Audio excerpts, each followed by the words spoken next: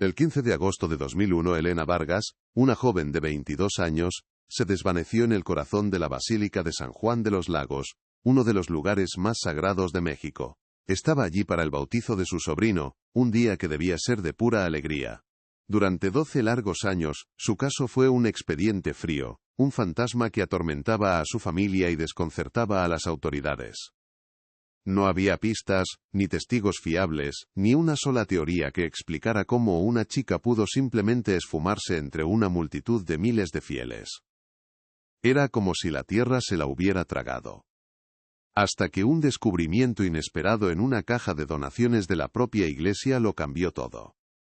¿Cómo es posible que la verdad permaneciera oculta durante tanto tiempo, tan dolorosamente cerca de todos?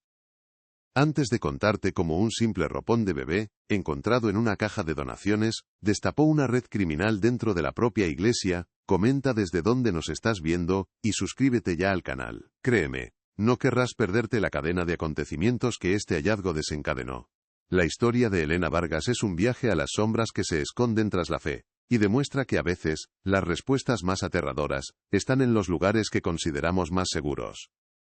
Lo que vas a escuchar a continuación, no es solo la crónica de una desaparición, sino el relato de cómo la persistencia de una familia logró romper un pacto de silencio que parecía inquebrantable, revelando una conspiración que nadie se atrevía a imaginar.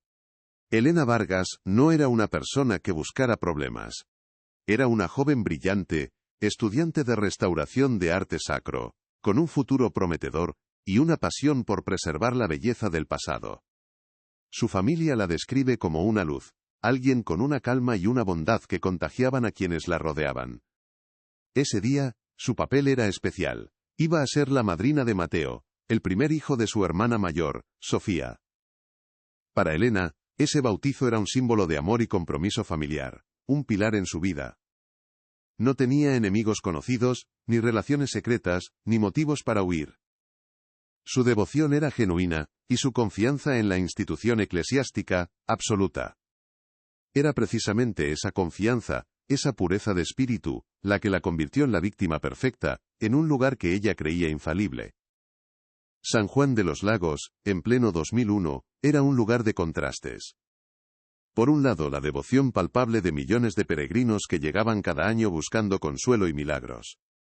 Por otro, un anonimato casi absoluto que ofrecía la multitud. El 15 de agosto, día de la Asunción, la basílica era un hervidero de gente. No existían las cámaras de seguridad en cada esquina como hoy, y los teléfonos móviles apenas empezaban a ser comunes, sin la capacidad de registrarlo todo.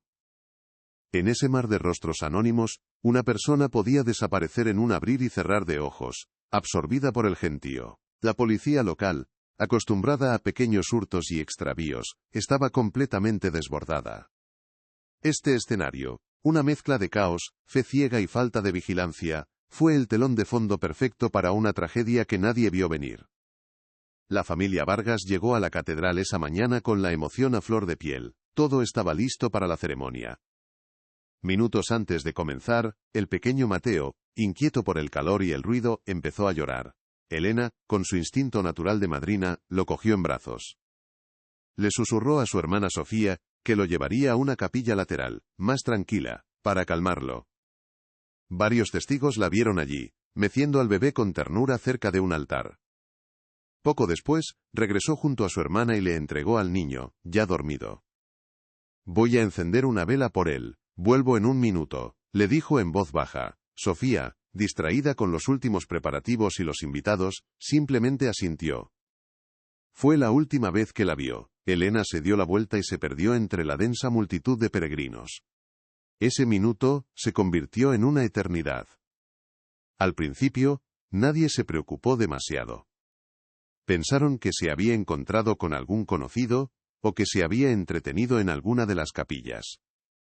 Pero pasaron 10 minutos, luego 20. La ceremonia estaba a punto de empezar y Elena no aparecía.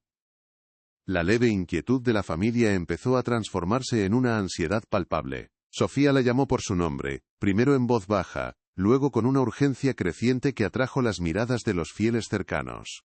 El padre de las chicas comenzó a recorrer la nave central, preguntando a la gente si la habían visto. La confusión inicial dio paso a un pánico frío y paralizante. La búsqueda dentro de la inmensa basílica no arrojó absolutamente nada. Elena Vargas, la joven madrina, se había esfumado sin dejar rastro.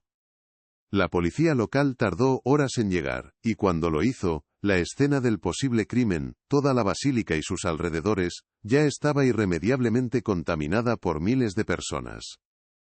La primera teoría, lanzada con una burocrática falta de tacto, fue la más cruel: una fuga voluntaria. Sugirieron que Elena, una joven de 22 años, podría haber escapado con un novio secreto, aprovechando la confusión del evento familiar. Para la familia Vargas, esta insinuación fue como una segunda puñalada. Conocían a Elena. Sabían que su devoción y su amor por ellos eran incondicionales. La idea de que los hubiera abandonado en un día tan significativo no solo era absurda, sino profundamente dolorosa. Esta primera respuesta de las autoridades marcó el tono de lo que vendría. Una investigación plagada de indiferencia y suposiciones que ignoraban por completo la esencia de quién era Elena. Cuando por fin se inició una investigación formal, el caos ya había ganado la partida. Interrogar a los peregrinos fue como intentar encontrar una aguja en un pajar. La mayoría no recordaba rostros específicos, solo una marea humana. Los pocos que recordaban haber visto a una joven como Elena, daban descripciones vagas y contradictorias. No había cámaras de seguridad que pudieran ofrecer una imagen clara, ni un solo testigo que la viera salir de la basílica, ni acompañada ni sola. El expediente policial se llenó rápidamente de declaraciones inútiles y callejones sin salida. Los investigadores caminaron por las mismas baldosas que Elena, miraron los mismos altares, pero no encontraron nada fuera de lugar. La basílica, un lugar de supuesta revelación divina, se había convertido en una caja fuerte impenetrable, que guardaba un secreto terrible. La archidiócesis emitió un comunicado oficial lamentando la desafortunada desaparición y ofreciendo sus oraciones. Públicamente, la cooperación era total. Sin embargo, tras las puertas de la sacristía, la actitud era otra. Cualquier pregunta que apuntara a una posible implicación interna o a una falla de seguridad, era recibida con un muro de silencio corporativo. La prioridad parecía ser proteger la reputación de San Juan de los Lagos como un santuario seguro. Los investigadores sintieron una resistencia pasiva.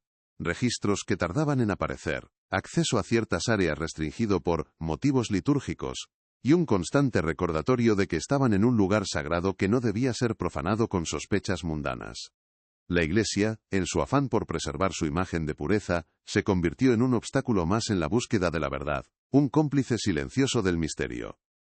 Los primeros meses se convirtieron en un año, y el expediente de Elena Vargas empezó a acumular polvo en un archivador, etiquetado como «caso sin resolver». Durante los años siguientes, la familia fue torturada por una serie de pistas falsas que aparecían y se desvanecían como espejismos. Llamadas anónimas hablaban de una joven parecida en Tijuana, o de una chica que se había unido a una secta en Chiapas. Cada pista, por descabellada que fuera, era un anzuelo de esperanza al que los Vargas se aferraban con desesperación. Viajaban, gastaban sus ahorros, mostraban la foto de Elena a extraños, solo para regresar a casa con las manos vacías y el corazón más roto. Estas falsas esperanzas eran casi tan crueles como la propia desaparición, pequeños ciclos de euforia y devastación que mantenían la herida abierta, impidiendo cualquier posibilidad de duelo. Para Sofía, la hermana mayor, el tiempo no curaba nada, solo profundizaba la herida de la culpa. La última frase de Elena, «vuelvo en un minuto», se repetía en su mente como un eco incesante. Se castigaba a sí misma por no haberla detenido, por no haberle dicho que se quedara, por ese simple asentimiento distraído que ahora le parecía una sentencia. El bautizo de su hijo Mateo, que debía ser el recuerdo más feliz de su vida, se convirtió en el aniversario de una tragedia. Crió a su hijo contándole historias de su madrina, una figura casi mítica a la que solo conocía por fotografías. La ausencia de Elena se convirtió en una presencia constante en su hogar, una sombra que se cernía sobre cada celebración familiar, cada cumpleaños, cada Navidad, recordándoles a todos el asiento vacío en la mesa. Los padres de Elena, Ricardo y Carmen, envejecieron una década en un solo año. el brillo en sus ojos se apagó, reemplazado por una tristeza permanente. Su casa, antes un lugar lleno de vida y risas, se transformó en un santuario silencioso dedicado a la memoria de su hija desaparecida. Su habitación permaneció intacta, como si esperara su regreso en cualquier momento. La fe, que había sido el pilar de sus vidas, se convirtió en una fuente de resentimiento y confusión. ¿Cómo podía Dios permitir que algo así ocurriera en su propia casa? Dejaron de ir a misa. La comunidad que al principio los apoyó, poco a poco se distanció, incómoda ante un dolor que no sabían cómo consolar.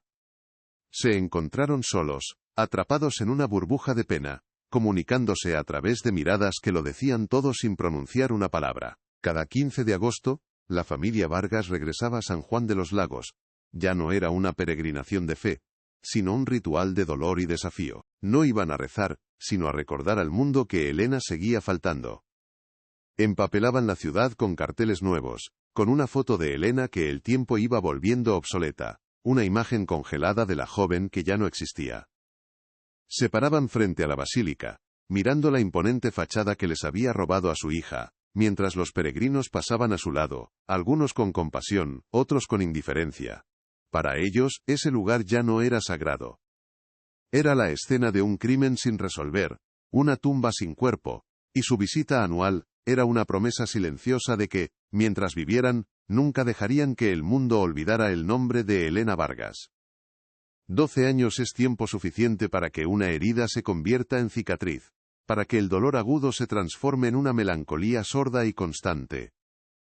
Para el mundo el caso de Elena Vargas era historia antigua, una estadística más en los archivos de personas desaparecidas.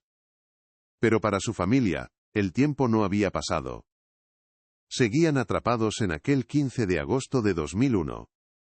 Fue en octubre de 2013, en un lugar tan mundano como el centro de donaciones de la parroquia, donde el pasado irrumpió en el presente de la forma más inesperada. Allí, entre ropa gastada y objetos olvidados, el destino había depositado una pieza clave del rompecabezas, esperando pacientemente a que alguien con las manos adecuadas la encontrara. Nadie podía imaginar que una voluntaria de 70 años estaba a punto de reabrir el caso más doloroso de la historia reciente de San Juan de los Lagos.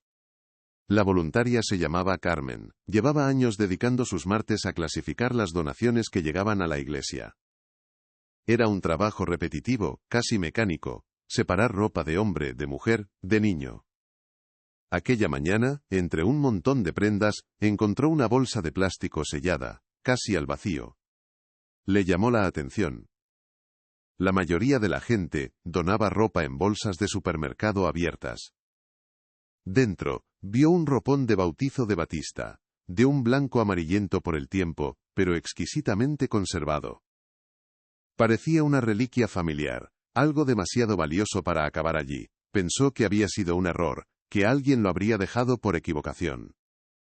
Con la curiosidad propia de quien ha visto de todo, decidió examinarlo más de cerca antes de guardarlo en la sección de objetos especiales. Al pasar sus manos por la delicada tela, notó algo extraño en el forro interior del faldón.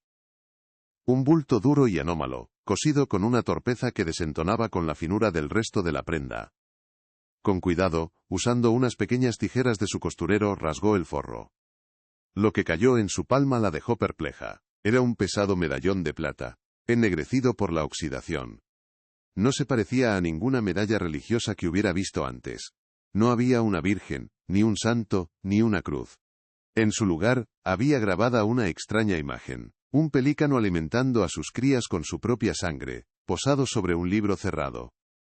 La pieza era fría, pesada y transmitía una sensación inquietante, como si contuviera un secreto que no le correspondía conocer. Confundida, Carmen llevó el ropón y el medallón al despacho del párroco. El padre a cargo, un hombre joven que no estaba en la ciudad cuando Elena desapareció, examinó el objeto con curiosidad. Tampoco reconoció el símbolo. Le pareció una pieza de alguna cofradía antigua, o una joya familiar excéntrica.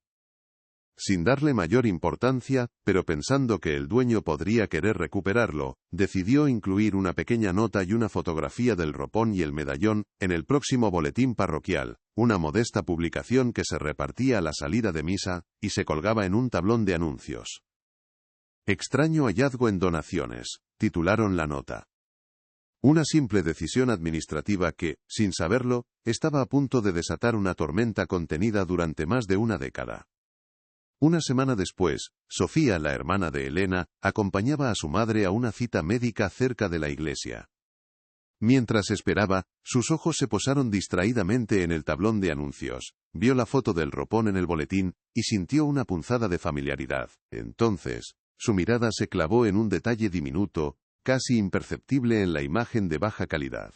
Un pequeño colibrí azul bordado en el cuello. El aire se le escapó de los pulmones. Aquel colibrí lo había bordado ella misma, una noche antes del bautizo de Mateo. Era su regalo personal. Un detalle secreto para su sobrino.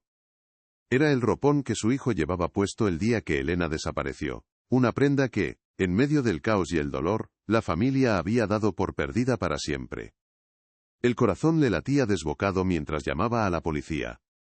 Al principio, el oficial de turno la escuchó con paciencia, pero con el escepticismo reservado para los casos fríos. 12 años era mucho tiempo. Sin embargo, la insistencia de Sofía y la mención de un detalle tan específico como el bordado del colibrí, le obligaron a actuar. Un detective fue enviado a la parroquia para recuperar el ropón y el misterioso medallón. Cuando el objeto de plata llegó a la comisaría y fue limpiado, su extraña simbología se reveló con claridad. El expediente de Elena Vargas, cubierto de polvo en un archivo metálico, fue reabierto oficialmente esa misma tarde. Por primera vez en 12 años, no estaban buscando a una persona desaparecida basándose en recuerdos borrosos, sino que tenían un objeto físico, tangible. Una prueba. El medallón se convirtió en el epicentro de la nueva investigación. La familia Vargas confirmó que no les pertenecía, que nunca lo habían visto. No era una joya familiar ni un regalo. Su presencia, cosida dentro del ropón del bebé, era una anomalía que no tenía explicación lógica. Los expertos en simbología religiosa consultados por la policía se quedaron perplejos.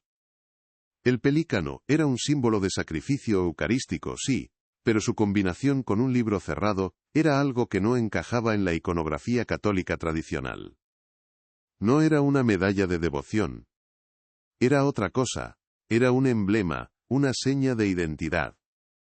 La policía comprendió entonces que aquella pieza de plata no era una pista aleatoria.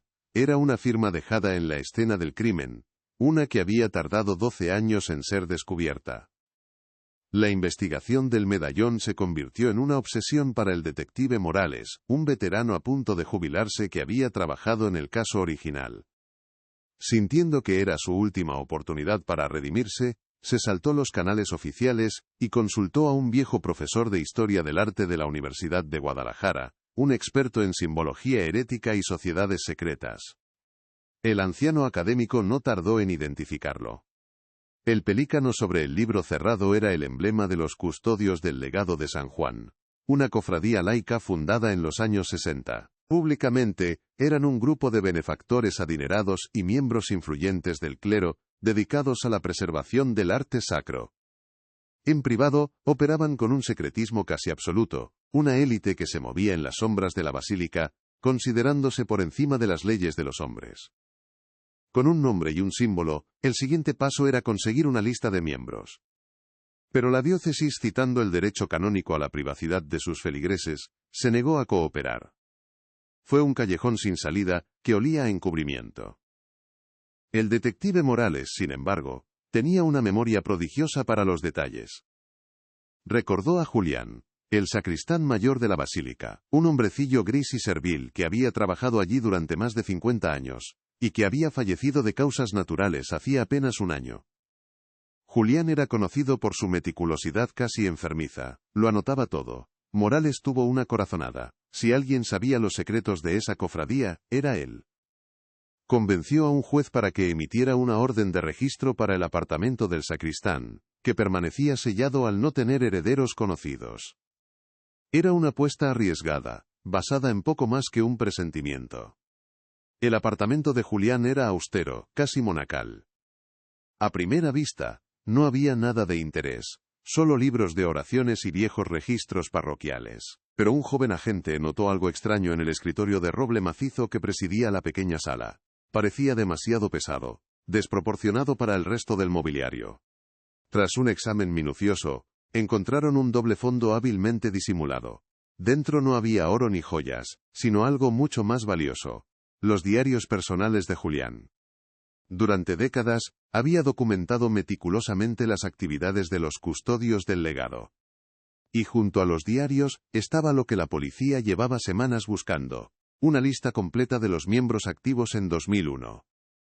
La corazonada del detective Morales acababa de abrir la primera grieta real en el muro de silencio que había protegido a los culpables durante 12 años. La lista era una bomba de relojería. En ella figuraban nombres que hicieron que un escalofrío recorriera la espalda de los investigadores. No eran simples devotos, eran pilares de la comunidad.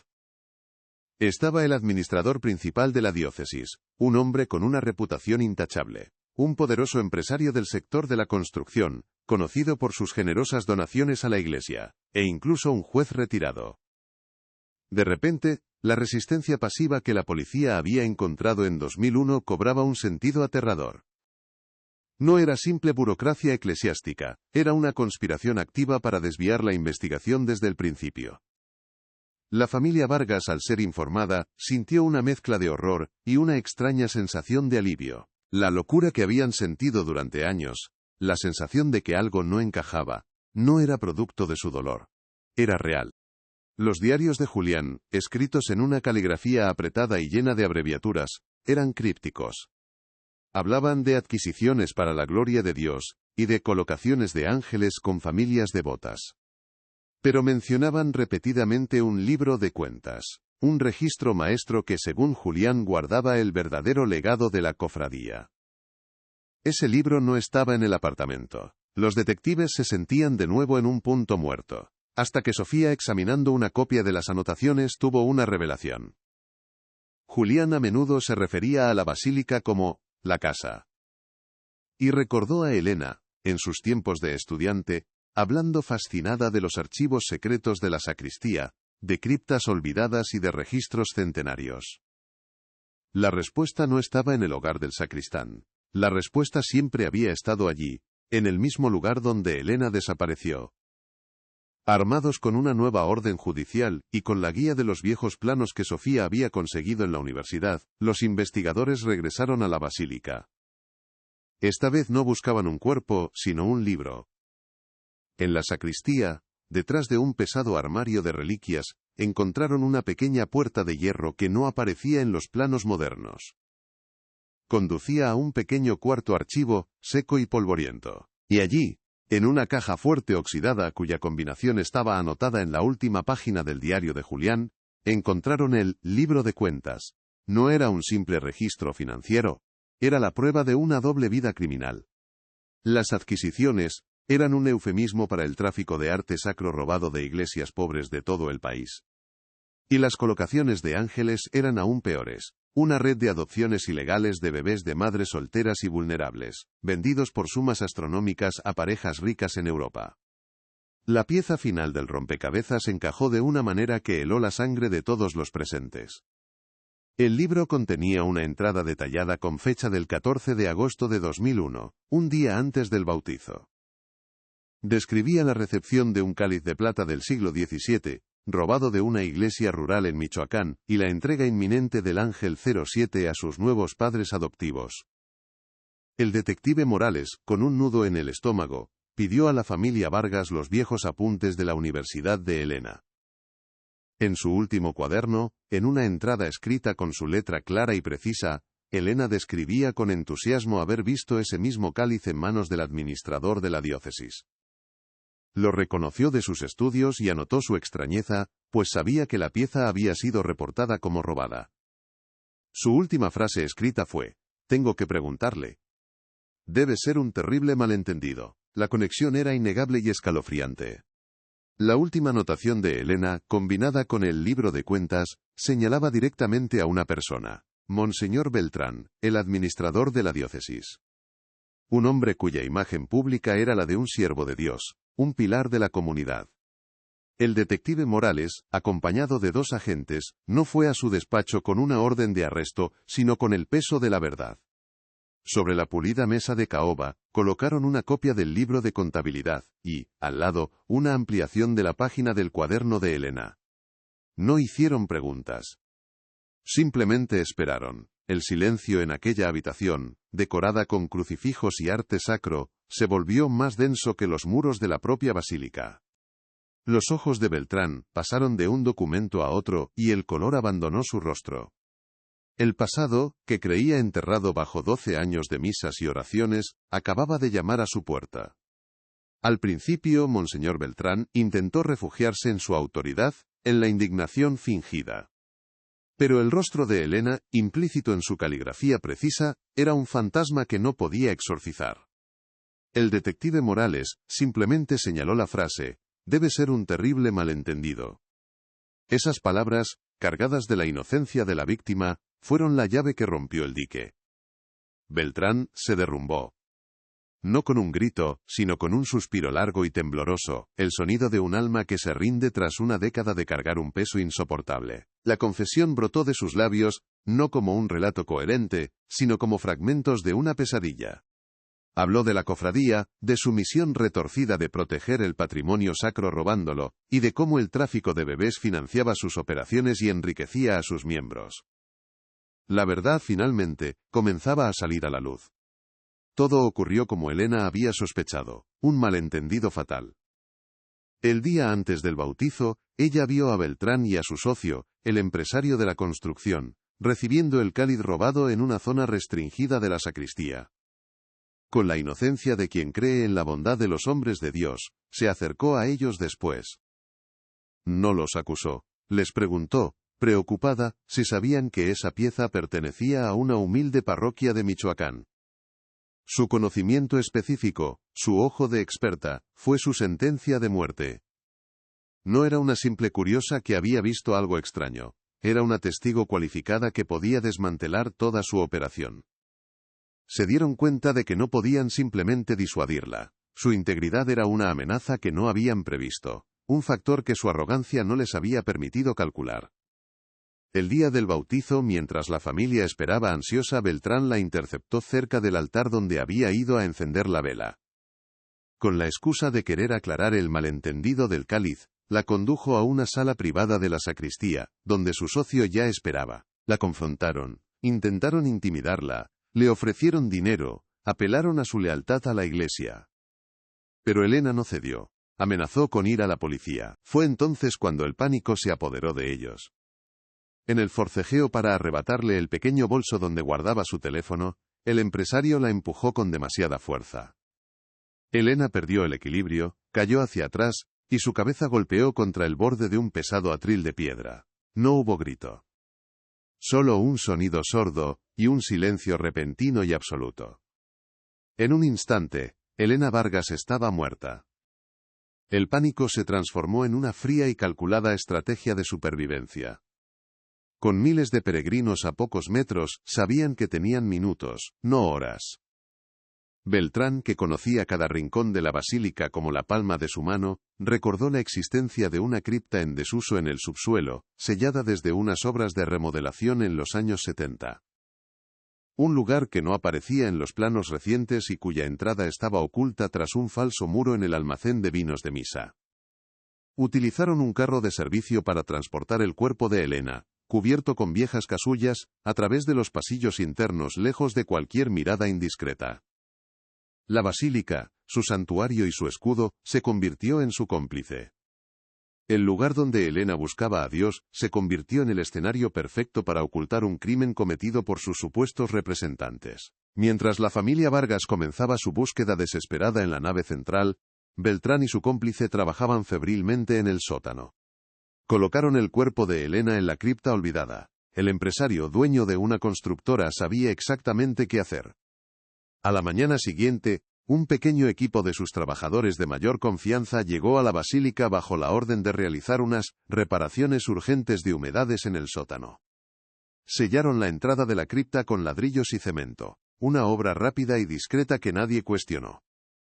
Monseñor Beltrán justificó la obra como una medida preventiva necesaria.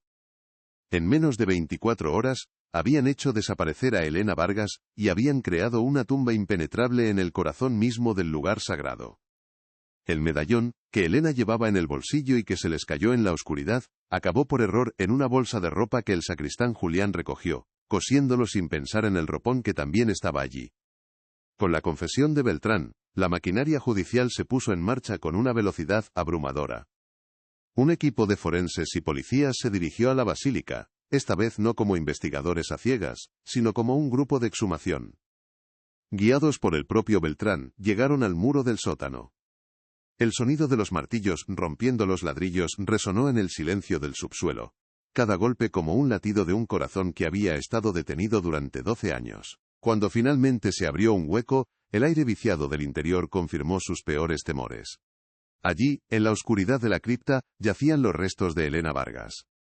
Para la familia, la noticia fue el final de una tortura y el comienzo de otra. La incertidumbre había terminado, pero la imagen de Elena, sepultada durante más de una década bajo el mismo suelo que ellos pisaban en sus peregrinaciones anuales, era una verdad casi imposible de soportar. El juicio contra Monseñor Beltrán y sus cómplices se convirtió en un circo mediático que sacudió a todo el país. La sala del tribunal estaba siempre abarrotada de periodistas familiares de otras víctimas de la red de adopciones y fieles traicionados que no podían conciliar la imagen del piadoso clérigo con la del cerebro de una organización criminal.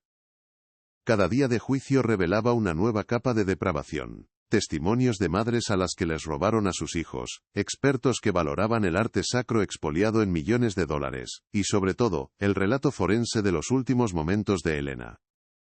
Para la opinión pública, el caso dejó de ser la historia de una desaparición para convertirse en el símbolo de la más profunda corrupción institucional, una traición a la fe de millones de personas. El contraste entre las sotanas y los crímenes era una imagen demasiado poderosa para ser ignorada. La sentencia fue contundente y ejemplar. Monseñor Beltrán y el empresario de la construcción fueron condenados a cadena perpetua por el asesinato de Elena Vargas, además de recibir penas adicionales por delincuencia organizada, tráfico de arte y trata de personas. Los demás miembros de la cofradía, incluyendo el juez retirado y otros empresarios, recibieron sentencias que iban de los 15 a los 30 años de prisión. En su alegato final, el juez del caso habló de una traición monumental a la confianza divina y humana, y de cómo los acusados habían utilizado el manto de la santidad para cometer los actos más profanos. La justicia, que durante 12 años había sido ciega y sorda a los ruegos de la familia Vargas, finalmente había hablado. Para los culpables, los muros de la prisión reemplazaron los de la sacristía. Semanas después del veredicto, la familia Vargas pudo por fin despedirse de Elena. La ceremonia fue íntima, en el pequeño cementerio de su pueblo natal, lejos del bullicio y la curiosidad de San Juan de los Lagos. No hubo discursos grandilocuentes, solo el silencio de un dolor que por fin encontraba un lugar donde descansar. Ricardo y Carmen, apoyados el uno en el otro, miraban el pequeño féretro con una mezcla de infinita tristeza y un profundo alivio. Sofía colocó sobre la madera una única rosa blanca, un gesto que cerraba el círculo de culpa que la había consumido. Mateo, ya un adolescente, se mantuvo en pie junto a su madre, entendiendo por primera vez el verdadero peso del sacrificio de la madrina a la que solo conocía por fotos. Era el final de una búsqueda y el comienzo de un duelo que, por fin, tenía un lugar sagrado. Para Sofía, la verdad fue una liberación tan dolorosa como necesaria. El peso de la culpa, la idea de que su distracción había costado la vida a su hermana, se disolvió con la confesión de Beltrán. Pudo por fin recordar a Elena, no como el fantasma de una promesa rota, sino como la joven valiente y íntegra que fue, alguien que murió por defender lo que era correcto. El ropón de su hijo, aquel que había sido una reliquia de un día feliz convertido en tragedia, se transformó en un símbolo de la verdad. Lo guardó no como un recordatorio del dolor, sino como una prueba de que el amor y la persistencia podían, eventualmente, sacar a la luz los secretos más oscuros. Pudo, por primera vez en 12 años, contarle a su hijo la historia de su madrina, sin que se le quebrara la voz, hablando de ella, no como una víctima, sino como una heroína. El escándalo golpeó a la Iglesia mexicana con la fuerza de un terremoto. La Archidiócesis de Guadalajara emitió una disculpa pública, excomulgó a Beltrán, y prometió una investigación interna exhaustiva para erradicar cualquier otra célula de corrupción. Se implementaron nuevos protocolos de seguridad y transparencia en San Juan de los Lagos, pero la confianza de la comunidad estaba rota. La basílica, antes un símbolo incuestionable de fe y refugio, se convirtió para muchos en un lugar de memoria ambigua, un recordatorio de que el mal podía anidar en los lugares más sagrados. La historia de Elena se convirtió en una leyenda local, un susurro entre los peregrinos que advertía que la verdadera fe no residía en los muros de piedra, sino en la integridad de las personas. Pero el legado de Elena Vargas no terminó en una tumba ni en los titulares de un periódico. Impulsada por una necesidad de transformar su dolor en acción, la familia Vargas creó la Fundación Luz de Elena. Su misión era clara: ofrecer apoyo legal y psicológico a las familias de personas desaparecidas en circunstancias sospechosas, especialmente cuando las investigaciones se estancaban por la influencia de instituciones poderosas. El nombre de Elena, que durante años fue sinónimo de una ausencia desgarradora, se convirtió en un faro de esperanza para otros que, como ellos, se negaban a dejar que sus seres queridos fueran olvidados. Su historia demostró que ninguna institución está por encima de la verdad, y que la persistencia de una sola familia puede ser suficiente para derribar los muros de silencio más altos. Hoy, más de 20 años después, San Juan de los Lagos sigue siendo un epicentro de fe, pero una cicatriz invisible marca su alma. La historia de Elena Vargas se ha convertido en una leyenda susurrada, un cuento con moraleja que los abuelos narran a los más jóvenes. Los peregrinos ya no miran la imponente basílica con una confianza ciega. Ahora hay una sombra de cautela en sus ojos, un reconocimiento de que la oscuridad puede esconderse incluso en los lugares más iluminados. La cripta donde Elena fue encontrada permanece sellada, esta vez de forma oficial, convertida en un monumento no deseado a una verdad que la Iglesia preferiría olvidar. La comunidad aprendió una lección terrible y profunda: que la verdadera santidad no reside en los edificios de piedra ni en las sotanas, sino en la valentía de aquellos que, como Elena, se atreven a cuestionar el poder en nombre de la justicia. La peregrinación anual de la familia Vargas ha cambiado su naturaleza una vez más. Ya no es una búsqueda desesperada ni un ritual de dolor, sino un acto de memoria y propósito. Cada 15 de agosto regresan, pero ahora su voz resuena en las pequeñas conferencias que organizan en la plaza del pueblo, compartiendo su historia y ofreciendo apoyo a otras familias. Sofía, que una vez fue consumida por la culpa, ahora se erige como un pilar de fortaleza, su testimonio una poderosa herramienta contra el silencio institucional. Mateo, el niño cuyo bautizo fue el epicentro de la tragedia, acompaña a su madre, no como un espectador pasivo, sino como un joven que ha heredado la integridad de su madrina. Su presencia allí no es para rezar por un milagro, sino para asegurarse de que el sacrificio de Elena nunca sea en vano, transformando un aniversario de pérdida en un día de lucha. La Fundación Luz de Elena se ha convertido en una fuerza formidable en México. Lo que comenzó como un intento de canalizar el dolor de una familia, se ha transformado en un baluarte para los olvidados por el sistema. Gracias a su presión mediática y legal, se han reabierto decenas de casos fríos, y su equipo de abogados voluntarios ha logrado desenmascarar redes de corrupción en otras instituciones que se creían intocables. Han impulsado con éxito una legislación que exige protocolos más estrictos en la investigación de desapariciones y una mayor transparencia en los registros de adopción de organizaciones religiosas. El nombre de Elena, que durante 12 años fue un susurro de pena, es ahora un grito de guerra para aquellos que se niegan a aceptar la indiferencia como respuesta. Su luz, aunque extinguida prematuramente, ahora ilumina el camino de muchos otros. Y en cuanto al ropón y al medallón, los dos objetos que lo cambiaron todo, nunca fueron devueltos a la familia. Permanecen bajo custodia judicial, guardados en una caja de evidencias en un archivo gubernamental. La delicada tela de batista, con el colibrí azul bordado por Sofía, yace junto a la pesada pieza de plata, el emblema de una conspiración profana. Son testigos mudos de la colisión entre la inocencia y la corrupción. No son solo un vestido de bebé y una joya, son el resumen tangible de toda esta historia. Un recordatorio perpetuo de que a veces, la verdad no se encuentra en grandes revelaciones divinas, sino en los detalles más pequeños y terrenales, esperando pacientemente en la oscuridad a que alguien tenga el coraje de mirar de cerca y descoser el forro que oculta el secreto. Si crees que ninguna víctima debe ser olvidada y que la búsqueda de la verdad es fundamental, por favor comparte este vídeo. La historia de Elena demuestra que una sola voz puede ser suficiente para derribar muros de silencio que parecen inexpugnables. No olvides suscribirte para más investigaciones profundas sobre casos que necesitan ser contados. Gracias por escuchar.